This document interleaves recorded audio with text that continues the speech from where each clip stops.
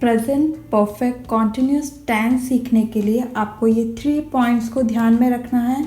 सबसे पहले उसकी पहचान। हम पहचान कैसे करेंगे? जब हिंदी में कोई सेंटेंस बोला जाता है उसमें एंड में रहा है, रही है, रहे हैं होता है और साथ में किसी समय की बात की जाती है, तो हम इस तरह से पहचानेंगे कि ये प्रेजेंट परफेक्ट कॉन्टिन्यूस टेंस है। आगे हम एग्जाम्पल से बताएंगे तो आपको अच्छे से समझ में आएगा। नेक्स्ट है सेकंड पॉइंट, हेल्पिंग वर्ब हमें क्या लगानी है। जब भी आप कोई सेंटेंस में देखते हैं रहा है, रही है, रहे हैं और साथ में कोई समय दिया गया है, वहाँ पर आपको हैज़ बीन और हैव बीन का यूज़ करना है। थर्ड है, इसमें समय के लिए हम सिंस और फॉर का यूज़ करते हैं।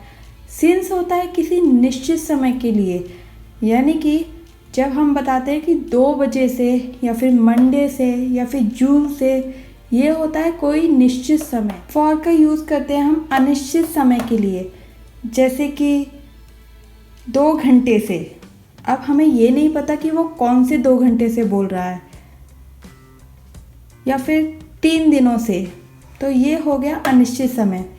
आगे आप एग्जाम्पल देखेंगे तो आपको सब समझ में आएगा। बस आपको इतना ध्यान रखना है कि प्रेजेंट परफेक्ट कॉन्टिन्यूअस टेंस सीखने के लिए हमें इन 3 पॉइंट्स का ध्यान रखना है। आगे बढ़ते हैं।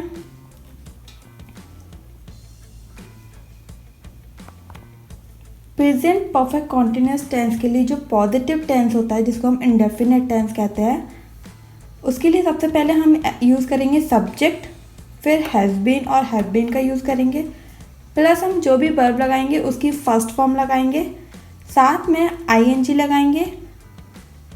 उसके बाद हम फॉर और सिंस का यूज़ करेंगे विद टाइम, यानी कि फॉर और सिंस का यूज़ करने के बाद हमें वो टाइम लिखना है जो कि बताया गया है। जब भी किसी टाइम की बात की जाती है रहा है, रही है के साथ, तो आपको समझ में आना चाहिए कि प्रेजेंट परफेक्ट कॉन्टिन्यूअस टेंस है। नेक्स्ट है नेगेटिव टेंस। इसमें हम सबसे पहले सब्जेक्ट लिखेंगे, फिर हैज़ नॉट बीन या फिर हैव नॉट बीन का यूज़ करेंगे, प्लस वर्ब की first form ING plus for या सिंस और विद टाइम।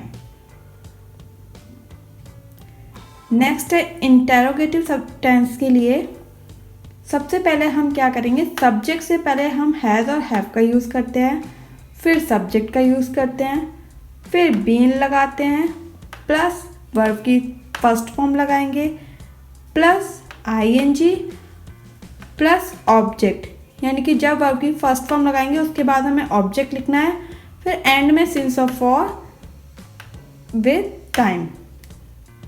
अब आप यहाँ देखिए, यहाँ हमने ऑब्जेक्ट है, ऑब्जेक्ट यहाँ पे भी आ सकता है, तब भी आपको आईएनजी के बाद ऑब्जेक्ट लगाना है और फॉर और सिंस हमेशा लास्ट में लिखिए और उसके बाद टाइम लगाइए।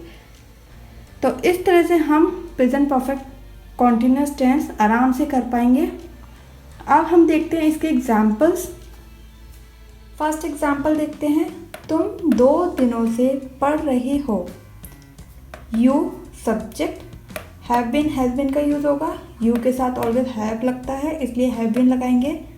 स्टडिंग, स्टडी होती है फर्स्ट फॉर्म, वर्ब की आईएनजी लगेगा ही लगेगा। स्टडिंग, फॉर और सिंस का यूज़ करेंगे, तो यहाँ पर हम 2 दिनों से, कौन से 2 दिनों से, अनिश्चित समय है इसलिए हम फॉर का यूज़ कर रहे हैं, और साथ में 2 डेज जो कि समय दिया गया है, 2 दिन 2 डेज। नेक्स्ट है रीना 2 बजे से नाच रही है। रीना के साथ हैज़ लगेगा, रीना हैज़ बीन डांसिंग।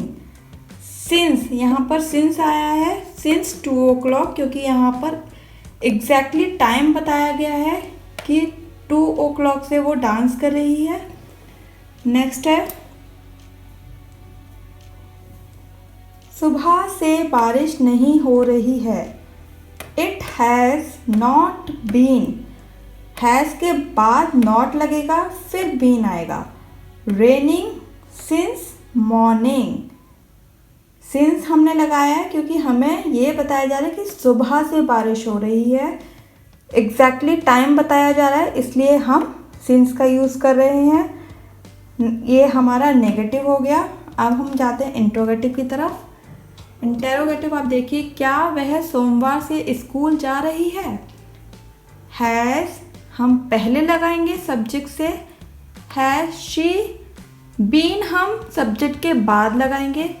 फिर वर्ब की फर्स्ट फॉर्म जाना यानी कि जा रही है, गो, और आईएनजी साथ में लगाएंगे वर्ब के साथ। टू स्कूल, यहाँ पर हमने ऑब्जेक्ट लगाया है इसलिए वर्ब की फर्स्ट फॉर्म के साथ ING plus object, and last में सिंस मंडे, सोमवार बताया गया है यानी कि कोई पर्टिकुलर डे बताया गया है इसलिए हम सिंस का यूज़ करेंगे और फिर समय का यूज़ करेंगे कि कौन सा डे बताया गया है, मंडे। तो इस तरह से हम प्रेजेंट परफेक्ट कंटिन्यूअस टेंस आराम से सीख सकते हैं। Thank you.